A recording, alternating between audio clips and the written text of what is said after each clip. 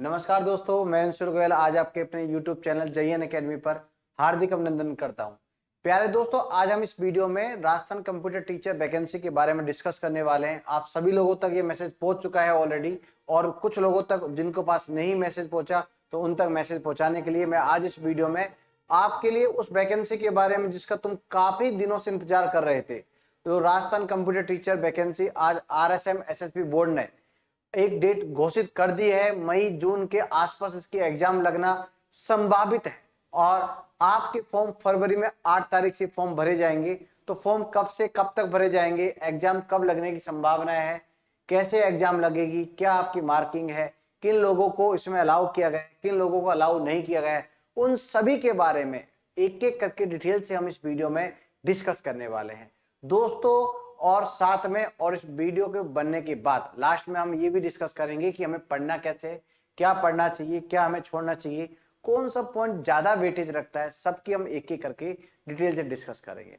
तो प्यारे दोस्तों, सबसे पहले तो आपको ये पता होना चाहिए कि राजस्थान कर्मचारी चयन बोर्ड जयपुर के द्वारा ये नोटिस जारी कर दिया गया है 1/2/2022, मतलब आज की तारीख में ये नोटिस जारी हो चुका है। और इस नोटिस को जब आप देख रहे होंगे तो इस नोटिस में टोटल जो वैकेंसी है आपको 10,157 वैकेंसी दिख रही होगी। टोटल वैकेंसी कितनी दिख रही है आपको? 10,157 टोटल वैकेंसी है दोस्तों। इस 10,157 वैकेंसी के अंदर आप देख पा रहे हैं कि बेसिक कंप्यूटर टीचर की 8,974, 888 अनुसूचित क्षेत्र के अंदर यदि फाइनली देखा जाए तो 9,862 वैकेंसी है, जो कि अपने आप में एक बहुत बेहतरीन, बहुत मैक्सिमम, बहुत लुहाना आप वैकेंसी बोल सकते हो। और यदि हम वरिष्ठ कंप्यूटर अनुदेशक की बात करें तो वरिष्ठ कंप्यूटर अनुदेशक में टोटल जो वैकेंसी है वो आपकी है 295 वैकेंसी आपकी इसके अंदर है, वरिष्ठ कंप्यूटर अनुदेशक के अंदर। तो दोस्तों, जैसे कि आपने देखा कि टोटल वैकेंसी कितनी निकली है, ये आपको क्लियर हुआ। अब हम बात करते हैं कि सेकंड लाइन में क्या लिख रखा है, ऑनलाइन एप्लीकेशन फॉर्म। मतलब ये बहुत आपका जो फॉर्म है वो किस मोड में रहने वाला है। वैसे भी आजकल सभी फॉर्म कौन से रहते हैं, ऑनलाइन ही रहते हैं। तो इसने यही बोला है कि आपका जो फॉर्म रहेगा ऑनलाइन रहेगा। अब ऑनलाइन फॉर्म भरने से पहले आपको www.rsmssb.rajasthan.government.in पर जाकर लॉगिन करना है। यदि आपने पहले लॉगिन आईडी नहीं बना रखी है तो पहले आप लॉगिन करेंगे, SSO आईडी बनाएंगे, वहां जाकर आपको कंप्यूटर अनुदेशक का फॉर्म दिखेगा, वहां जाकर आप इसको फिल कर पाएंगे। यदि आप रजिस्टर्ड नहीं है तो आपको पहले रजिस्ट्रेशन करवाना पड़ेगा। रजिस्ट्रेशन करवाने के बाद में आप खुद उस फॉर्म को फिल कर पाएंगे। तो रजिस्ट्रेशन आप खुद स्वयं से भी कर सकते हैं, ठीक है।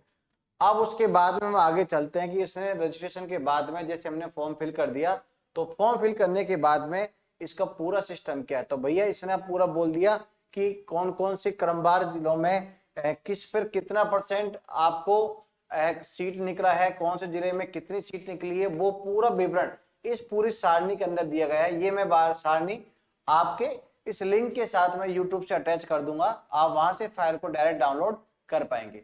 फाइल डाउनलोड करने के बाद अब हम बात करेंगे आगे किसने और क्या इसमें इंफॉर्मेशन दी है। तो प्यारे दोस्तों, ये इंफॉर्मेशन लेने के बाद इसने आगे बोला है कि जो आपका फॉर्म है, फॉर्म का पूरा इसने डिटेल दे दिया। फॉर्म की डिटेल के बाद में आपको इसने बोला गया है, देखते हैं इसने क्या बोला, विशेष सूचना।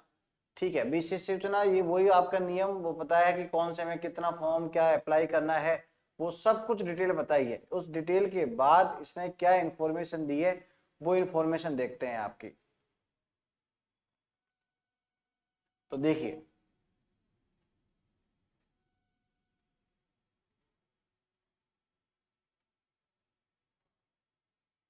ठीक है। अब यदि हम बात करें इस फॉर्म के अंदर यदि हम बात करें कि भाई इस फॉर्म के अंदर आपका जो बेसिक अनुदेशक उनका पेमेंट ग्रेड पे क्या है, और जो आपका सीनियर है उसका पेमेंट ग्रेड पे क्या है। तो बेसिक का पेमेंट जो ग्रेड पे है भैया वो है आपका मैट्रिक लेवल 8, और यदि आप सीनियर का देखेंगे तो मैट्रिक लेवल आपका कितना है 10। तो ये इनका पेमेंट ग्रेड पे है। पेमेंट ग्रेड पे आपके बाद देखने के बाद आप जो मेन बात करते हैं पात्रता की, तो भैया पात्रता की बात करें तो पात्रता में देखो किसने पात्रता में क्या बोला है, पात्रता में क्या बोला है,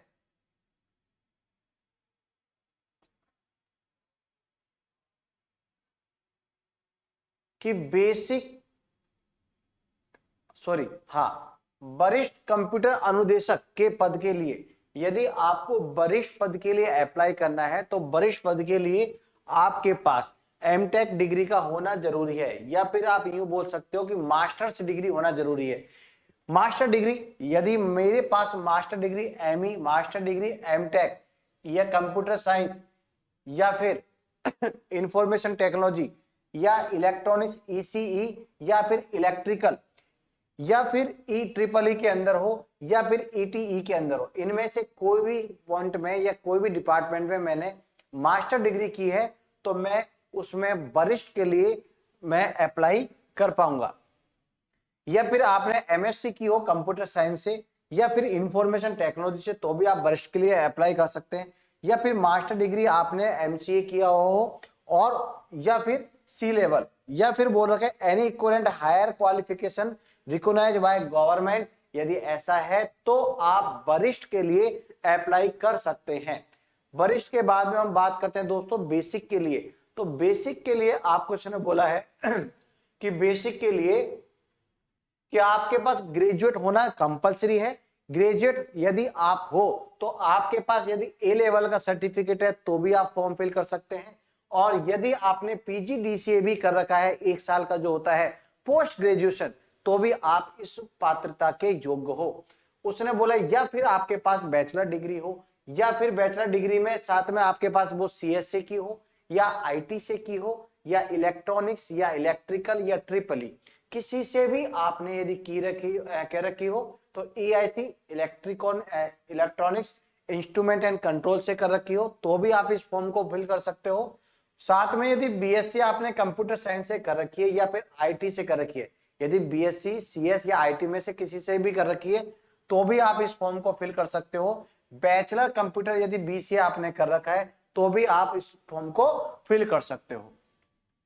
any equivalent of higher qualification recognised by the government. और एक खास बात और, यदि इसमें अभी आप फाइनल ईयर के स्टूडेंट हो और आपके एंड ऑफ द एग्जाम से पहले आप इसकी डिग्री आपके पास आ जाती है तो आप इस फॉर्म के लिए एप्लीकेबल हो। यदि आपकी डिग्री एग्जाम के बाद में आती है तो आप इस फॉर्म के लिए एप्लीकेबल नहीं हो। तो यदि आप इस बात को आप देख लें, जो फाइनल ईयर के स्टूडेंट है मई जून से पहले यदि उनका फॉर्म का आपका सर्टिफिकेट आ रहा है, रिजल्ट आ रहा है, डिग्री आ रही है तो आप इस फॉर्म को भर पाएंगे। और घबराने की बात नहीं है दोस्तों, यदि आप इस फॉर्म से वंचित भी हो जाते हो, फॉर्म नहीं भर पाते हो, डिग्री आपकी डिले हो भी जाती है तो कुछ ही दिनों में आईए की भी इंफॉर्मेशन आने वाली है, वहां फिर आप उसके लिए एप्लीकेबल हो जाएंगे। अब हम बात करते हैं भैया एप्लीकेबल के बाद में आगे कि इसने बोल रखी आयु। तो आयु सीमा के बारे में हम सबको पता है कि 40 वर्ष का नहीं हुआ हो तो 18 साल की उम्र कर चुका हो और 40 साल तक का नहीं हुआ हो तो वो उस फॉर्म को फिल कर सकता है। इसके बाद में हम बात करें कि भैया आपका परीक्षा का माह एवं दिनांक। तो परीक्षा ने इसका एक्सपेक्टेड डेट जो रखा है वो मई और जून का रखा है। तो पहले मेरे इस क्वेश्चन का जवाब मई जून का, आपके पास एक प्रॉपर टाइम है 4 से 5 महीने का इस एग्जाम के लिए बहुत अच्छी तरह से तैयारी करने के लिए। और फॉर्म का मैं आपको बता चुका हूं कि 8 फरवरी से आपका फॉर्म भरना फिल हो जाएगा। आवेदन कैसे करें, आवेदन आपको पता है कि आवेदन कैसे करना है, वो आपको पूरा तरीके से बता दिया गया। हस्ताक्षर के बारे में, साइज वगैरह, ये तो तुम जब फॉर्म फिल करेंगे तब आप इस बात को अच्छी तरह से भर पाएंगे। तो ये वो बेसिक इंफॉर्मेशन है जो आपको उस नॉलेज के लिए ये पता होना चाहिए कि भाई फॉर्म हम भर रहे हैं तो हमारी फॉर्म में फिल करने के लिए हमें क्या क्या बेसिक रिक्वायरमेंट है। फॉर्म जब आप भरेंगे तो फॉर्म की फीस क्या है, तो फॉर्म की फीस 450 300 है, वो आपको अच्छी तरह से पता है, वो मैंने आपको बता ही दिया। अब हम बात करते हैं फॉर्म भरने के बाद में कि भैया इसका सिलेबस क्या है। तो सिलेबस की बात ऐसी है कि सिलेबस जो कि आपको पहले से भी पता है, जो सिलेबस उसने पहले दिया था वही सिलेबस वापस दिया है कि आपके 100 मार्क्स का पेपर आएगा, 2 घंटे का होने वाला है। पहला जो पेपर आएगा आपका नॉन टेक आएगा। नॉन टेक्निकल के अंदर आपका art and culture, history, geography, general science and current affair आएगी। फिर आपका रीजनिंग का पार्ट और इधर को फिर आपका मैथमेटिक्स का पार्ट। यदि आप ईच क्वेश्चन करते हैं तो एक क्वेश्चन का आपको दोस्तों नंबर मिलेगा 1, और यदि आप गलत करते हैं तो उस क्वेश्चन का नंबर आपका कट जाएगा 1/3। तो आपको नेगेटिव मार्किंग है वो भी आपको पता लग गई कि भैया कितना नेगेटिव मार्किंग है। चाहे आप बेसिक का पेपर दे रहे हैं चाहे आप सीनियर का, प्रोसेस दोनों में वही लगभग बराबर है। बस यदि हम बात करें तो मेंस वाले केस में आपके कुछ सब्जेक्ट और एक्स्ट्रा एड ऑन हो चुकी है। तो सब्जेक्ट्स के बारे में आपको पता है, सब्जेक्ट फिर भी मैं बता देता हूं कि सब्जेक्ट में क्या क्या इन्होंने जोड़ा है। पेपर 2 के अंदर आपका थोड़ा बेसिक पेडालॉजी के बाद में रीजनिंग का पार्ट, फिर एफओसी आपका fundamental of program, objective oriented program, data structure, algorithm, computer organisation, operating system, DBMS और computer network, network security, basic communication, web development. इस तरह से आपका पूरा सिलेबस डिजाइन किया है। तो आपको बिल्कुल घबराना नहीं है, सिलेबस वही है जो इसने पहले डिजाइन किया था, एक्स्ट्रा कुछ नहीं दिया है। बस अब ये जो आपके दिमाग में जो डर था कि भैया वैकेंसी ज्यादा डिले ना हो जाए, तो भैया वैकेंसी ज्यादा डिले नहीं है, वैकेंसी अपने बिल्कुल रियल टाइम पर ही है। आपको बस तैयारी करनी है तरीके से तैयारी करोगे तो बेटर रहेगा, और तरीके से तैयारी नहीं करोगे तो मामला गड़बड़ हो जाएगा। तो अब देखो बात ये, अब इस बात के बाद में आगे बात करते हैं। आगे बात मैं आपसे क्या कहना चाह रहा हूं, आगे बात ये है प्यारे दोस्तों, आगे आपको इस वैकेंसी के लिए तैयारी करनी कैसे है ये सबसे पहले देखना है। तो तैयारी करने के लिए आपको करना क्या है पहले वो देखिए। सबसे पहले आपको ये चूज करना होगा कि आप तैयारी जो कर रहे हैं वो तैयारी किस तरह से कर रहे हैं या किस मोड में आप तैयारी करना चाह रहे हैं। यदि आपकी सपोज करो कि आपका नॉन टेक, अब इसमें कुछ बच्चे ऐसे हैं जिनका नॉन टेक्निकल बहुत अच्छा है पर टेक्निकल बहुत कमजोर है, जैसे कि इन लोगों ने बीटेक तो कर ली, एमटेक तो कर ली, पर या तो वो कंपनी में गए या फिर वो कंपनी में जाने के बाद में कंपनी से यदि हम देखें तो वो उनके पढ़ाई का पूरा पार्ट छूट गया। तो टेक्निकल पार्ट उनका बहुत अच्छा है, पर यदि मैं उनसे बात करूं कि भैया उनका नॉन टेक का पार्ट का क्या सीन है, तो उनका नॉन टेक का पार्ट का मामला एकदम गोलम गोल है। तो नॉन टेक वाले पार्ट के अंदर यदि वो गोलम गोल है तो बिल्कुल घबराना नहीं है दोस्तों। नॉन टेक वाले पार्ट में गोलम गोल है तो उनको पहले तैयारी करनी है नॉन टेक वाले पार्ट की। नॉन टेक वाले पार्ट की यदि वो तैयारी कर लेते हैं तो नॉन टेक वाले पार्ट की तैयारी के बाद में मैं कहूंगा फिर उनको बाद में नॉन टेक यदि उनका बहुत अच्छा हो चुका है नॉन टेक, फिर टेक्निकल की रेगुलर वो प्रैक्टिस करते रहे। ऐसे जिन बच्चों ने टेक्निकल की तैयारी ऑलरेडी कर रखी है, जिन्होंने नॉन टेक की तैयारी बहुत अच्छी कर रखी है, तो मैं उन बच्चों को प्रेफर करूंगा कि भैया वो नॉन टेक की तैयारी कर रखी है तो वो टेक्निकल पे रेगुलर फोकस रखे, क्योंकि टेक्निकल पे रेगुलर फोकस रखोगे जब जाके आपकी दोनों चीज मैनेज हो पाएगी, टेक्निकल प्लस नॉन टेक की। तो सीधी सीधी बात ऐसी है प्यारे मित्रों कि आपने यदि टेक्निकल आपका बहुत काफी अच्छा स्ट्रॉन्ग है, टेक्निकल आपका काफी स्ट्रॉन्ग है, तो देखो आप देख पा रहे होंगे टेक्निकल जो है वो भी 100 नंबर का है, और आपका जो दूसरा पार्ट है नॉन टेक का वो भी नॉन टेक वाला पार्ट कितने नंबर का है, 100 नंबर का। ऐसे मिलाकर आपने देखा कि आपका जो पेपर है कुल मिलाकर 100 प्लस 100 कितने क्वेश्चन का होने वाला है, 100 क्वेश्चन का। फाइनली यह देखा जाए तो एक पार्ट जो है वो तो 100% नॉन टेक तो आएगा, इसमें से भी 10 से 15% पार्ट आपका कौन सा वाला पार्ट आ गया, नॉन टेक्निकल वाला पार्ट आ गया। यदि मैं बात करूं 70 to 80 नंबर, 70 to 80 नंबर आपका जो पार्ट है वो 70 to 80 नंबर कौन सा पार्ट है, टेक्निकल पार्ट है। तो आपको जो फोकस करना है कौन से पार्ट पर करना है भैया, टेक्निकल वाले पार्ट पर भी फोकस करना है। तो देखो जिन्हों की सब्जेक्ट इलेक्ट्रिकल इलेक्ट्रॉनिक्स वाले बच्चे हैं या पीजीडीसी किया है, कंप्यूटर कमजोर है, तो बिल्कुल नहीं घबराना है। आपको 70-80 का जो नंबर का पार्ट है, आपको कुछ नहीं मिले तो थ्योरी के साथ साथ में बेस्ट क्वेश्चनों की प्रैक्टिस करते रहो, और ऑब्जेक्टिव क्वेश्चन जितने भी मिले उनको घोट कर पी जाओ, क्योंकि लिमिटेड क्वेश्चन है एक एक सब्जेक्ट में। आप हद मार के यदि बात करोगे तो 500 से 700 क्वेश्चन यूनिक मिलेंगे, बाकी के बाद के सभी क्वेश्चन आपको रिपीटेड मिलेंगे, उसी फॉर्म में घूमते फिरते वही मिलने वाले। यदि आप 500 क्वेश्चन एक सब्जेक्ट को लेकर चलते हो तो आपके पास ऑल एंड एवरेज 12 सब्जेक्ट है, तो मैं बोलूंगा 6 से 7 हजार क्वेश्चन आपके पास 4 महीने प्रॉपर तरीके से मैनेज किया तो वो याद हो जाएंगे। वो सभी क्वेश्चन जो बहुत क्रीमी क्वेश्चन है, जो प्रीवियस कहीं ना कहीं एग्जाम में आए हैं, वो मैंने आपके लिए बहुत अच्छी तरह से रेडी कर रखे हैं। बाय लैंग्वेज में अवेलेबल है, बस आपको पढ़ना बाकी है। तो प्यारे दोस्तों, ये जो कंप्यूटर टीचर के बारे में मैंने जो बताया है, इस पूरे कंप्यूटर टीचर के लिए वेल डिजाइन बहुत अच्छी तरीके से रेपुटेड इंस्टीट्यूट, रेपुटेड टीचर के साथ हम सब ने मिलकर इस कोर्स को रेडी किया है। और जिस हम कोर्स की बात कर रहे हैं भैया, इस कोर्स की हम बात करें तो इस कोर्स में दोनों ही कोर्स आपके जयन एकेडमी के एप्लीकेशन पर अवेलेबल है। अब एप्लीकेशन पर अवेलेबल है तो सर कैसे लेंगे हम इसको?